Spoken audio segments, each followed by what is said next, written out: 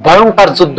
এই যুদ্ধটা যদি আবার শুরু হয়ে যায়, নাকি তৃতীয় বিশ্বযুদ্ধ শুরু হয়ে যাবে, ভয় পাওয়ার কিছুই নেই। তৃতীয় বিশ্বযুদ্ধ হইলে হোক না, নবীজি সাল্লাল্লাহু আলাইহি সাল্লামের সেই ভবিষ্যৎবাণী খেটে যাক, সমস্যা কি? তৃতীয় বিশ্বযুদ্ধের নাম শুনলেই মানুষ ভয় পাচ্ছে। আরে মরতে একদিন হবে, বিড়ালের মতো মরে লাভ নাই, সিংহের মতো মরতে হবে। কে বলছে? Ayatollah Khamenei. এই আয়াতুল্লাহ খামিনি 85 বছরের যে লোকটি, বৃদ্ধ বয়সী যে লোকটি দেখছেন, এই বয়সের মানুষ বিছনায় পড়ানো থাকে, না হয় কবরে থাকে, তবে আল্লাহ তাআলা রব্বুল আলামিন যাকে বাঁচিয়ে রাখে এবং সেই থাকবে। এই আয়াতুল্লাহ খামিনি আমেরিকার মতো মহারাষ্ট্রে, মহা সুপার পাওয়ার 1 নাম্বার রাষ্ট্র আমেরিকাকে কিন্তু ইতিমধ্যে সাবধান করে দিছে। আমেরিকা যদি ভুল করে আবার যদি ইরানের ভিতরে ঢুকে যদি আবার হামলা শুরু করে, তবে এই যুদ্ধ হয়ে যাবে ভয়াবহ একটা যুদ্ধ। আর এই যুদ্ধে মানুষ মারা যাবে লক্ষ লক্ষ। বিশেষ করে আমেরিকা ইরানের যুদ্ধটা শুরু হয়ে গেলে, ইরান যে অস্ত্র তৈরি করেছে এবং মিসাইল তৈরি করেছে, হাজার হাজার কিলোমিটার পাড়ি দিয়ে আমেরিকার শহরের ভিতরে হামলা চালাইতে পারবে এই ইরানের মিসাইল। যে সমস্ত মিসাইল ইরান তৈরি করে রেখেছে মাটির নিচে বা অস্ত্রের শহর, এই অস্ত্রের শহর যদি একবার যদি ইরান যদি তাক করে যদি আমেরিকার কোন শহরে ফালায়, তখন কিন্তু শুরু হয়ে যাবে ভয়াবহ একটা যুদ্ধ। ইসরায়েল আর ফিলিস্তিনের যুদ্ধে আর কি মানুষ মারা গেছে, তার চেয়েও ভয়াবহ যুদ্ধটা হয়ে যাবে এবং মারা যাবে মিলিয়ন মিলিয়ন মানুষ। আর এই যুদ্ধ কাউকে কেউ ছাড় দেবে না।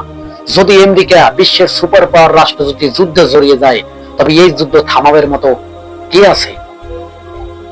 আমেরিকাকে কিন্তু শিক্ষা দেওয়ার দরকার। আমেরিকাকে কিন্তু শিক্ষা দেওয়ার জন্য ইরান কিন্তু প্রস্তুত নিয়ে রাখছে এবং যে কোনো মুহূর্তে এই ইরান, এই আয়াতুল্লাহ খামেনি কিন্তু যুদ্ধের জন্য ঘোষণা দিতে পারে এবং যুদ্ধের জন্য কিন্তু ঘোষণা দিছে।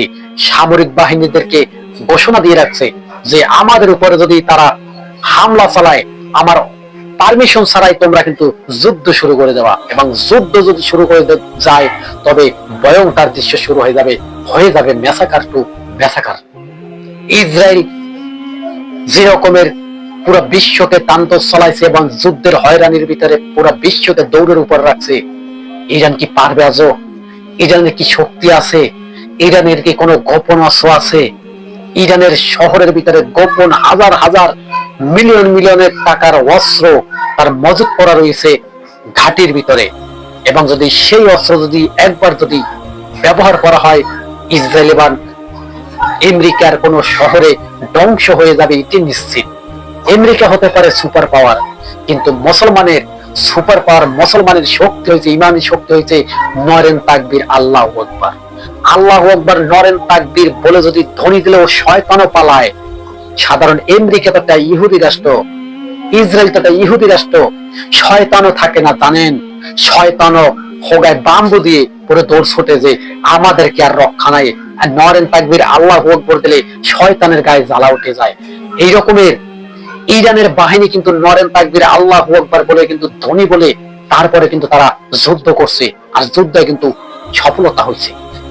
জানেন, ইরান যদি আজকে ছোট কোন একটা রাষ্ট্র থাকতো, ইরানকে ম্যাসাকার করে ফেলতো, ইরানকে পুরো ধ্বংস করে ফেলতো এই ইসরায়েল, এই আমেরিকা।